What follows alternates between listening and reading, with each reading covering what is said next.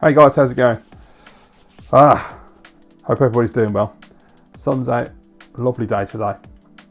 So I've just watched Alex Blutonic 78, good friend of mine as you'll all know, and he's just done a pickup video for the first time in ages, so that was really cool. I was really glad to see that, and shown some great stuff. So yeah, it kind of inspired me. I said in the comments below, you've inspired me, Alex. So I thought I'd better get off my arse and make a new video. I've basically been quite busy recently, so I've not had much of a chance to just sit down and make a new video. So it's been about a month since the last one. So I've been looking around as usual, going to CEX, checking out charity shops and all the usual biz. Xbox stuff has dried up massively. There's nothing coming up really. I've not found anything recently in the last month, so it's a bit disappointing. They've got the one CEX in Bridgewater has got the same games that they always have in there. I've had Spider-Man in there for £8 for over, I think since Christmas maybe. It's been there a long time. It's got to be nearly 2 months now. So that hasn't sold. So I'm assuming that's because it's £8. They've also got, no, that's not £8, isn't that? I think that's cheaper, so I confused that. But there's a reason why it hasn't sold, because it's expensive. But that's 812, that's what I was thinking about. They've got 812, not coast to coast unfortunately, but the other one. And that hasn't sold, which is £8 game. They can't shift that. I keep meaning to pick it up, but I just £8 for one game. It's like, I know it's not a lot of money, but it's like, well, you know, considering the price of Xbox games, I could just, if I do, I just know that if I buy that game, you can guarantee I'll go into the one in Weston, or I'll go into a charity shop and find a stack of games, and I'll be like, ah, bollocks, you know. So you've got to, you know, be a bit more wise with your cash. I've got to buy out one eventually because I want to play it, but you know, at the time being, I want to get all the cheap ones. So there's not been much of the Xbox coming up. I have got a couple of PS2 games to show you, which I found in, what's that bloody shop called? I can never remember the name of the shop.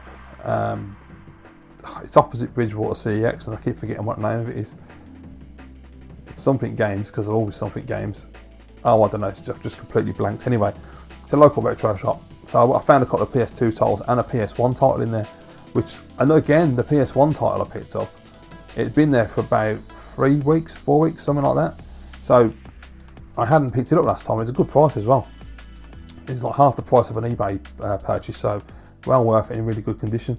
And I was down there the other day and I just looked, as I say, I looked around, I couldn't find anything. I found those PS2 games, they were cheap, I thought I'd have them. And I thought, you know what, I really want to play that PS1 game, so I'm just going to grab it. So that is coming up shortly. I'm playing that at the moment and absolutely loving it, because it's massive nostalgia. And yeah, after I've shown you the PS1 and PS2 games, I've also got a new system that I picked up a while back, and I've been thinking about getting this system for quite a while. I'll go into more detail in a bit, and we'll have a look at the games that I've picked up for it as well. So yeah, fair bit to show you. So let's crack on. So the first thing I want to do, before we even do the pickups, I want to talk about a game that I've been playing recently. So that is, I finished this, and it is 24 the game, based on the TV show with Jack Bauer, Kiefer Sutherland. This is set between seasons 2 and 3 from what I've seen from watching a behind the scenes video that's on YouTube. So I've had this game many times in the past, and I've always got stuck at a particular moment in the game and I can never work out what to do. And so I've always given up because I just couldn't do it, it was impossible. This time, however, I've managed to work it out by going on YouTube, watching a couple of videos, and I managed to complete the game. I put this on the other week, purely just to test my Trinitron there, my 16.9. I thought I'd just put it on just to see how the PS2 looks on a 16.9 telly, because that game has got like, it's got 16.9 wide, and it's also got the component option as well, the progressive option. So it's quite a good game actually in that respect. So I just put it on just to test it, and I started playing it, and I just got sucked in. I mean, I'm a massive 24 fan. I've got all of the series on DVD and Blu-ray. I absolutely love the show, big fan. And so I started playing it, and it's absolutely fantastic. I mean, I paid 75p for this game, and it's one of the best games I've played in ages. If you're a big fan of the 24 TV show, you're going to absolutely love this if you've not played it, because basically it's like watching the cutscenes are like watching an animated version of an episode of the TV show. It's absolutely incredible the way they did it. They've got all the actors to do the voices. So you've got Michelle, you've got Tony, you've got Chase, you've got Kim, Jack. It's just absolutely superb the way they've done it. And it basically, basically, that's an old one, isn't it? So the whole premise of the game is a separate story from the actual show. As I say, it's set between seasons 2 and 3. and it fills in gaps like how did Chase and Kim get together and those kind of things. And they've written like basically a whole episode of 24, and it's absolutely fantastically done. It's really good. It does all the things that 24 does with all the box outs and the sound effects and the ticking clock, and you got Kiefer Sutherland providing the voice for Jack, and telling you like the time that the events take place and all the classic 24 stuff. And it's absolutely brilliant. And in certain sections of the game, the phone will ring, you pull your mobile out, and like Michelle or Tony will be in CTU and they'll be giving you an update on what's happening. It's absolutely brilliant. And the actual game itself plays well as well. It's really fun. It's a third-person action game, so you run around gunning down terrorists. You've got a button that you can press where it'll just shout randomly, go like CTU, or you'll go Federal Agent.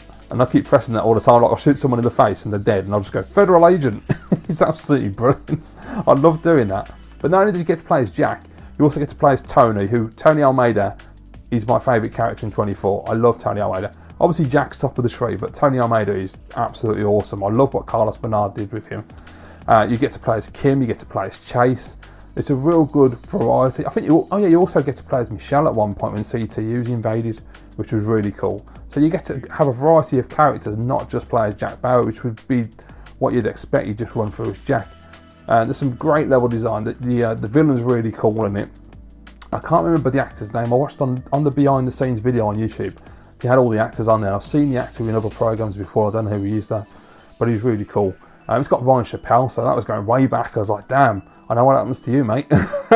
It does not end well for Ryan Chappelle. I'm sorry we let you down, Ryan.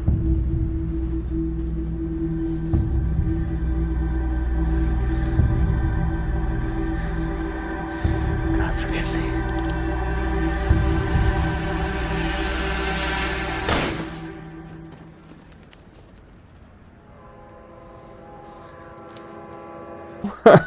But yeah, it's absolutely fantastic. I highly recommend playing 24 the game. Even if you're not a fan of the show, you've never watched the show, it's just a really well told story, brilliantly put together, and really it does show a lot of love for the product. They haven't just knocked up any old game. It's a hell of a lot of fun, and there's little puzzle bits that you have to work out. Like where I got stuck, there's a section, the one bit I always got stuck on.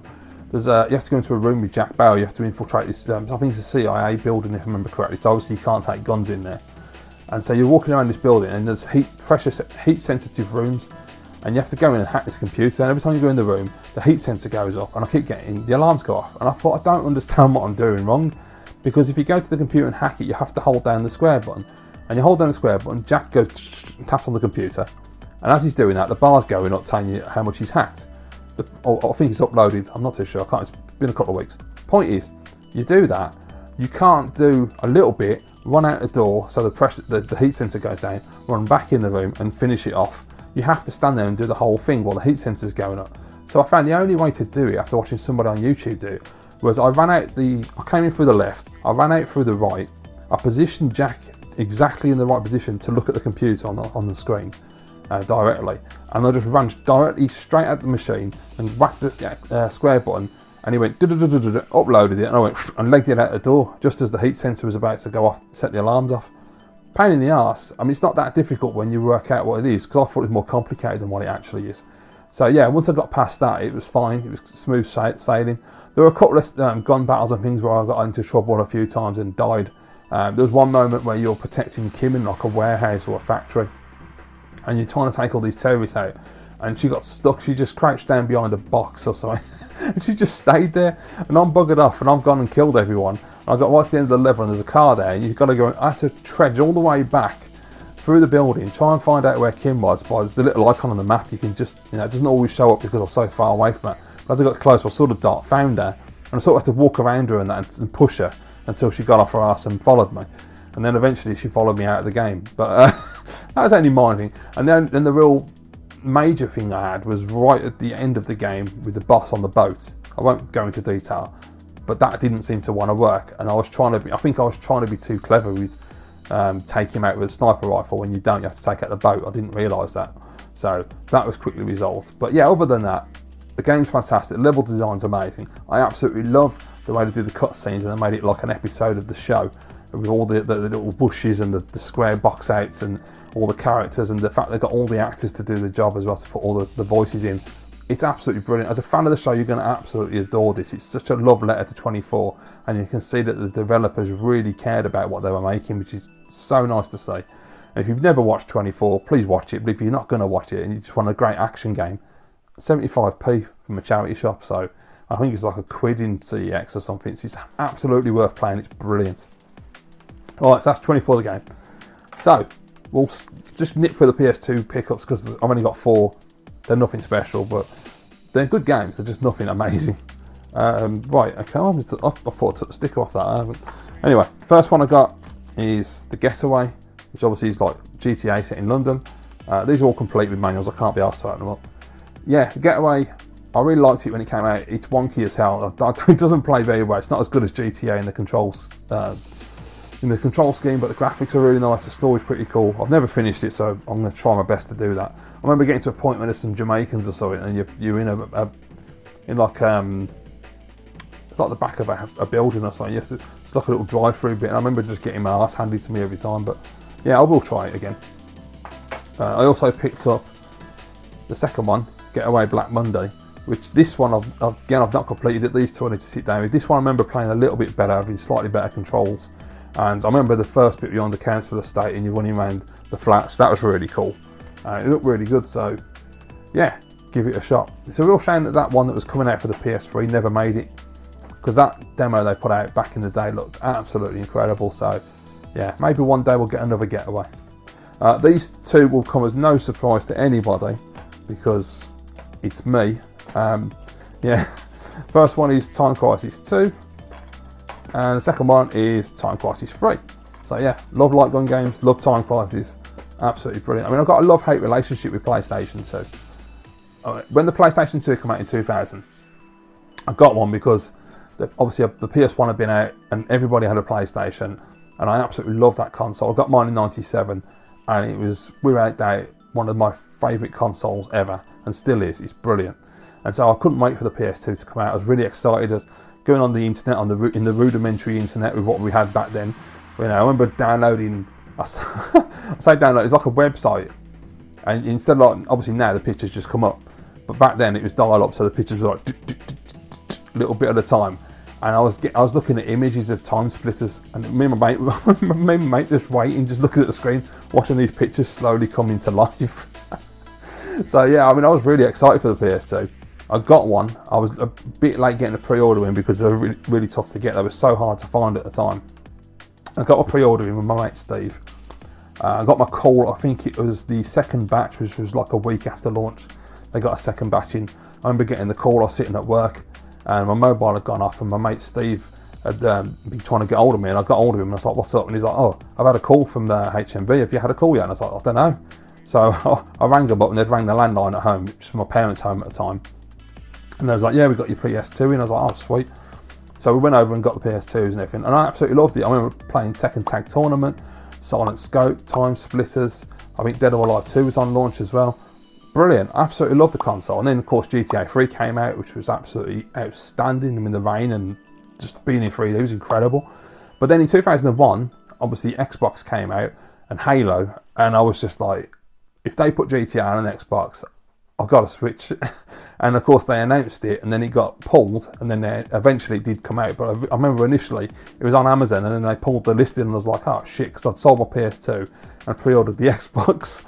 But yeah, eventually GTA 3, and obviously San Andreas, and the other one, the one we're forgetting the name of it, the 80s one. Grand Theft Auto 3, Grand Theft Auto, San Andreas. What the hell's that one? Vice City, that's it. Jesus, what happened there? And Vice City all came out. So yeah, I switched to Xbox in 2001, become a massive Xbox fanboy, because obviously Xbox is so much more powerful. All of the amazing first-person shooters that came out on Xbox, and it's just, as you know, I collect for the Xbox now. I love the system, great games. And over the years, I've had a few different PS2 consoles, and I've just never clicked with the console. I've never really liked the DualShock 2 controller. I've always found it a bit crap. I don't know if it's true, but I remember at the time, obviously there's a lot of bullshit with the motion engine and all that rubbish. But I also remember someone somewhere saying that they had pressure sensitive buttons on the DualShock 2 for like racing games. And I don't know if that's true, if I've made it up, if I did read it, or if it's complete bollocks from Sony, I don't know. But the pads always feel weird. They always feel like you have to hammer the buttons. They don't feel as responsive as an Xbox controller does. I don't know what it is about the PS2. And I've tried to enjoy this console so many times over the years.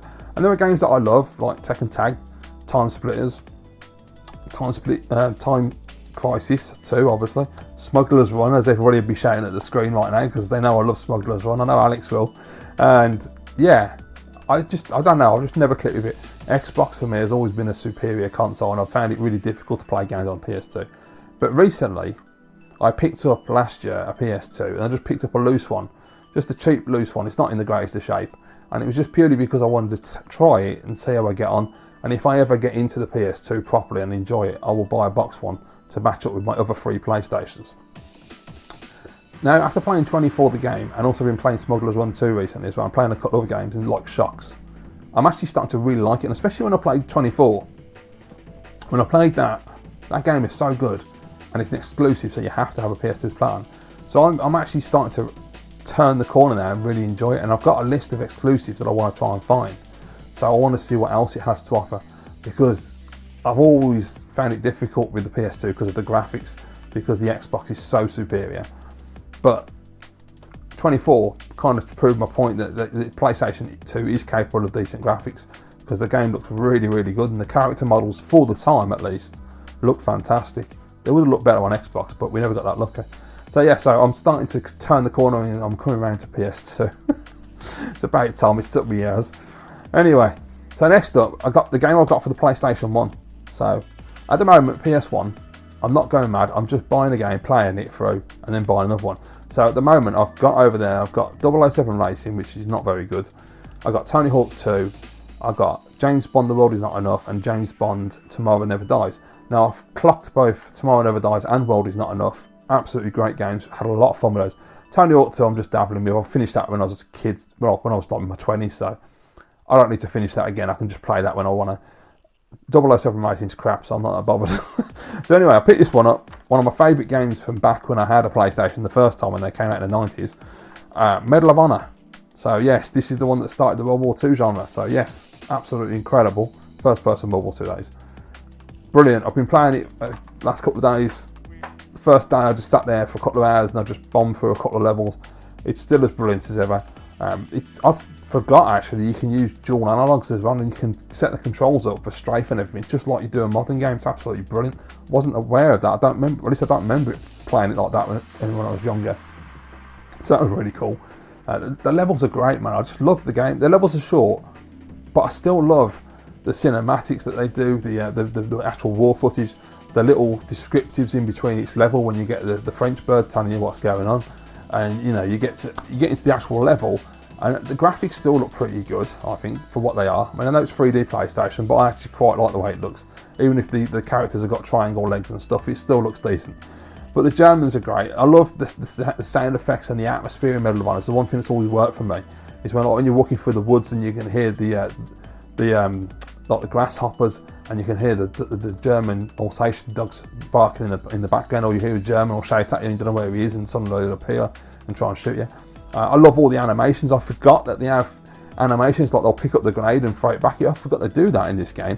At one point I had an Alsatian with a grenade in his mouth running at me. I was like, what the hell's going on? So I had to shoot it in the face. It's crazy. You know, and I love like when you shoot the Germans and they do that thing like in films. They fall down, and as they're going down, they've got the machine gun going just shooting it everywhere. It's absolutely brilliant. It's so fun. I love like the grenade thing. Like you throw a grenade at them, they go to pick it up, and you just shoot them in the leg, and they start hopping around, and then the grenade blows them up. Absolutely superb. It's fantastic. I've really enjoyed it. I've gone a fair few levels in. I'm at a level now where you're going through a forest and there's Germans everywhere, and you have to get to the end of the stage, and there's a plane, and you've got to blow the plane up. But there's a bloke with an MG42.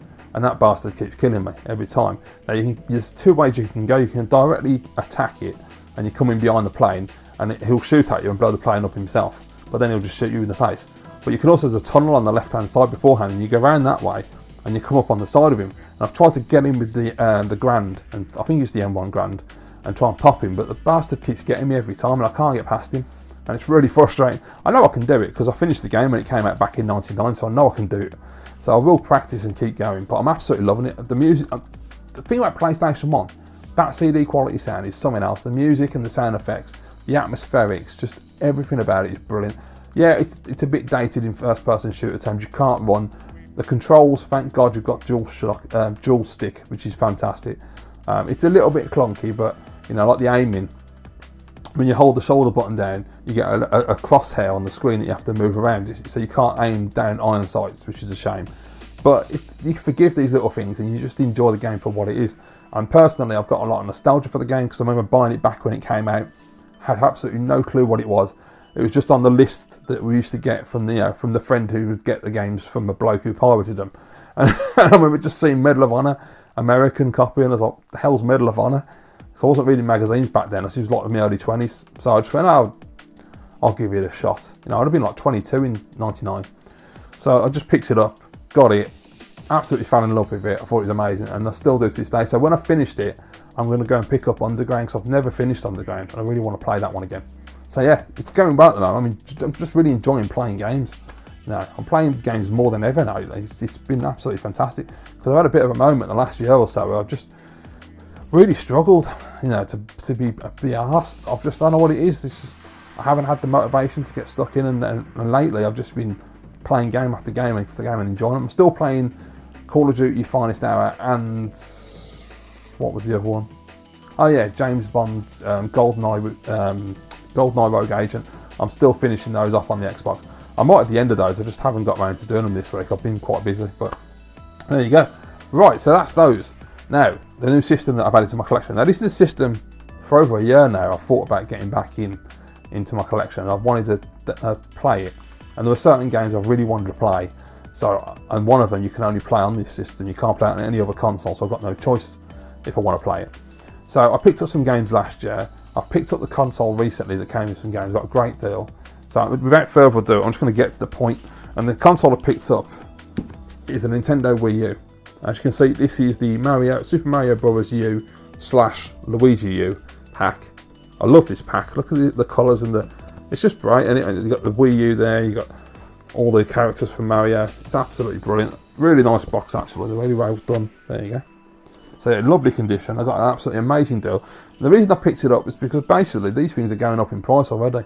And especially the black models anyway, the packs, they're starting to rise. And they're not at like astronomical prices, they're still at acceptable prices.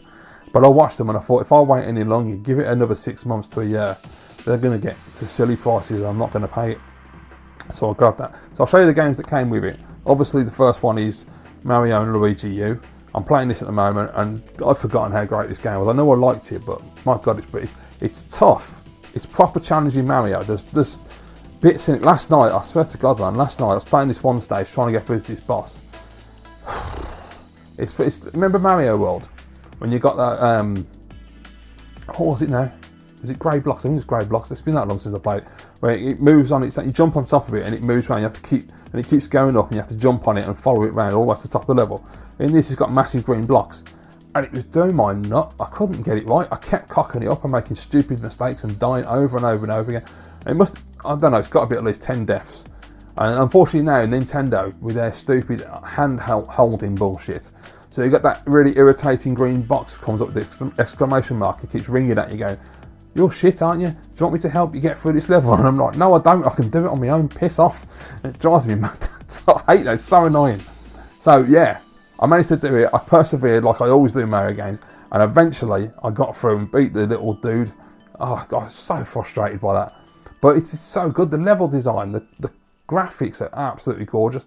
I remember when the Wii U came out and I got one at launch. The one thing that really blew me away was the graphics because the colour reproduction on the Wii U. I don't know what it does because I don't know anything about the technical side of machines. But the way that it produces the colours in its graphics, absolutely gorgeous, and it makes games look absolutely outstanding. And yeah, Mario U, it looks so good, and it's really fun. You got that. I don't actually know what the suit's called, the flying suit in this one. Is it a squirrel? I'm not too sure. I think it's a squirrel suit. Correct me if I'm wrong. I'm sure you will. But yeah, that's a really cool addition. And I like that. Obviously, you can do the triple jump where he flips. You can bounce off the walls. The only thing that bugs me is you can't do what you could do in Mario World, where you grab a red shell and you could throw it up and hit blocks and things. That's a really helpful thing to have in Mario, and I wish they'd put that back in because that was really good. But yeah, absolutely loving it. I've no idea what Luigi's going to add to the game. We'll wait and see, but I've got a long way to go. I've got to finish it yet. But I finished it when it came out years ago, so yeah, it's fantastic. I'm really enjoying playing on the Wii U at the moment.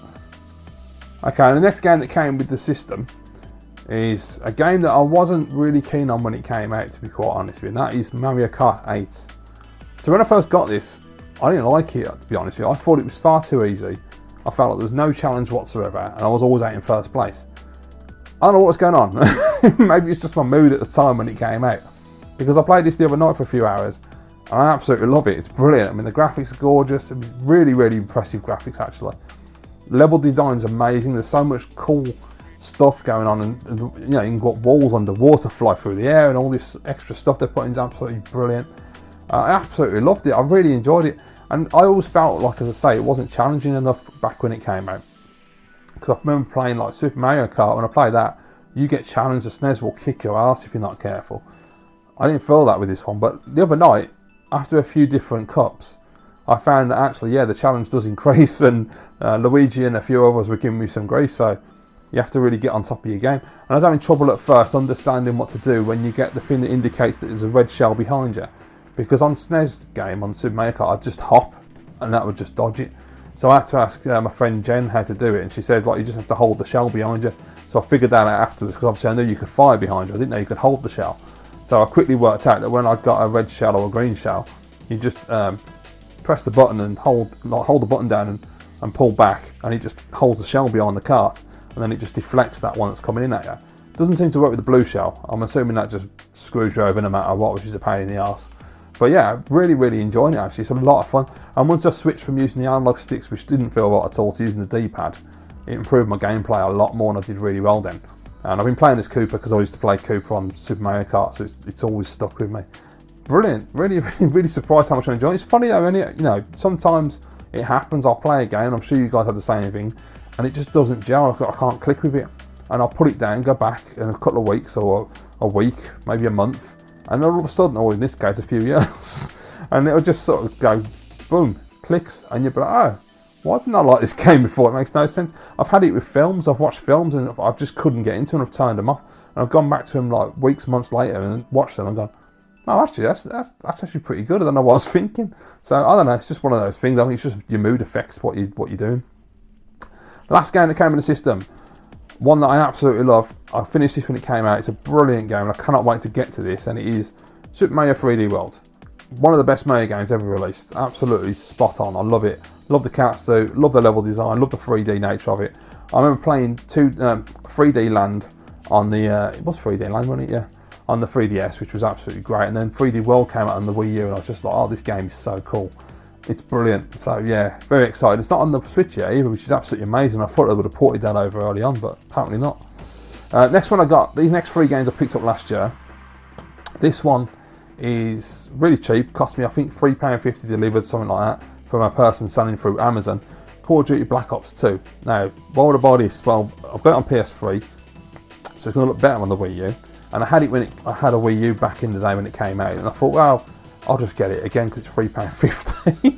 And I like the game as well. It's really fun, the campaign. So I thought, why not? I'll play through it again, and it'll look nicer on the Wii U. This one is a game I've heard mixed things about, and a game that from a series I love, one that I never got to play because I sold my Wii U by the time this came out. So I'm really looking forward to getting onto this at some point. And that is Star Fox Zero. So yeah, I'm hearing that apparently the controls are weird, and you have to use the gamepad a lot, and you have to look up at the screen and the gamepad, and it doesn't make a lot of sense. But once you get to grips with how the controls work, the game's a lot of fun. I mean, looking at the videos, the graphics are absolutely stunning on it. I mean, it looks like a really souped up Star Fox 64. So I'm looking forward to trying it, man. A lot of people are saying, you got people saying it's great, people saying it's a bit, you know, the controls aren't the most amazing controls in the world. So we'll wait and see. I might like it, I might not. I probably will because I'm a Star Fox fan. I'll be too forgiving. So the interesting thing I found though, on the control system on the back, because I thought you could just use Pro Controller, so I don't know about this. It's got Player 1 and Player 2 for the controls, which I've not seen before. So Player 1 is gamepad, no Wiimote and nunchuck, and no Pro Controller. And Player 2 is gamepad, Wiimote and nunchuck, and Pro Controller. So does that mean that there's like, you is it asymmetrical? I can't remember what they used to call. Basically, like a co-op sort of situation where one of you uses the gamepad and one of you uses normal controls. And then if you play on a single player mode, you can't use anything but the gamepad. Is that how it works? So, because that's going to be, I don't know, I'm looking at the dude on the back here with the screen and the TV, and yeah, we'll see how it goes. But anyway, I want to play it because it's Star Fox. The last game I got, guys, picked this one up as well last year, as I say. Glad I did because it's gone up in price already, unfortunately. This game is only available, it's a third-party game, but it's only available on Wii U. For some reason, it hasn't been ported to Switch or any other system yet, which is amazing to me. I thought it might have done. So, it's had mixed reviews, but I've always wanted to play this ever since it was announced. And it's Devil's Third. So, I remember seeing this at one of the E3 tree houses and absolutely loving the look of the game. It's a third-person action game. You play like some samurai dude, smokes fags, shoots people, slices them up with big swords, lots of blood and guts. Looks really, really fun. So excited to try it. I've heard from what I've seen on people's videos on YouTube since I've been picking up games for the Wii U that it's not the greatest game in the world by any means, but it's still a hell of a lot of fun to play through, and it's definitely one that you should give a try, and it's an enjoyable game. And obviously from a collector's point of view, it's only available on the Wii U, so it's going to be worth having in the collection. I paid £10 for that, delivered, sealed last year. Can't remember which company I got it from. I looked the other day on eBay at the moment, sealed games, it's £25. So, you know, nearly tripled in price already. It's ridiculous. So, I mean, 25 quid's still alright, isn't it? But, I mean, once it starts getting up to the 50s and that up, then you're in trouble. So, yeah, if they don't port it to something, eventually that game is going to get up there in price, unfortunately. So, there you go. So, that's everything I've picked up, and not much else to say, is there? Anyway, I hope you've enjoyed the video as always. I really do appreciate it, and I appreciate anyone who's subscribed recently because I've had a few new subs. Thank you guys, and of course everybody who's stuck around over the years. Really do appreciate that. I will do my best to make videos when I can. I'm a little bit busy at the moment, so I'm trying to fit them in where I can. And as I said, as far as like finding Xbox games in the moment, non-existent. So unless I get really lucky and find a bunch, and then I can do a video, then that'd be awesome. Or if I think of something I want to talk about, or maybe if Sony actually bother their ass to talk about the PlayStation 5, maybe I could do a video about that. Who knows? Not that I'm that interested. I just, you know, just from a tech point of view, why not? Anyway, thanks for watching. Leave your comments down below as per usual, guys, and I'll see you in the next video.